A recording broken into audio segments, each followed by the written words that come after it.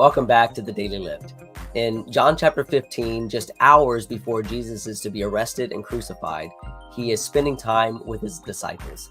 He's instructing them on all the things that they'll need to know for after he leaves this place. And in verse 5, Jesus says, "I am the vine, and you are the branches. He who abides in me, and I in him, will bear much fruit. For without me, you can do nothing." This gives a whole new meaning to the lyrics. I heard it through the grapevine. But I especially love the horticulture analogies in the Bible. I'm so interested in and passionate about growing things. And so anytime Jesus uses these growing illustrations, they hit home hard for me. And so because of my time spent in studying these things, I really especially appreciate them. And I want to cover three different elements in this verse here. First, we have the vine, and then the branches, and then the fruit. And so the vine is the part of the plant where it is rooted from. It brings and supplies all of the nutrients and all of the water that the plant will need for the leaves, for the fruit, for the branches, for everything. It's the heart of the plant. And oftentimes a rootstock will be selected that is disease resistant and it's drought tolerant so that it can withstand many different circumstances and many different climates.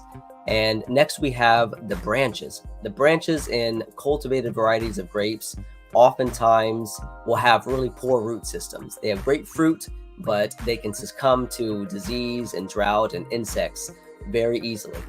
And so they're not very hardy on their own. And so they're grafted into a very durable rootstock that will be able to be disease resistant, drought tolerant, and all these things, which allows the fruit, when properly grafted, when that branch is properly grafted, it allows the fruit to be produced prolifically in abundance. And the fruit is nutrient dense. It's used for many purposes, but without that rootstock being good and being hardy, the fruit won't get as large or won't produce as much.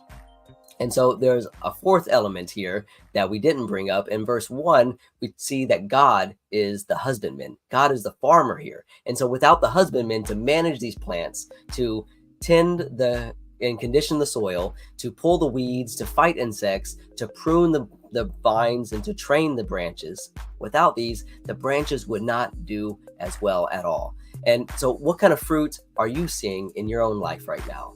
I would like to hear your comments below and let me share with me how God is working through your life.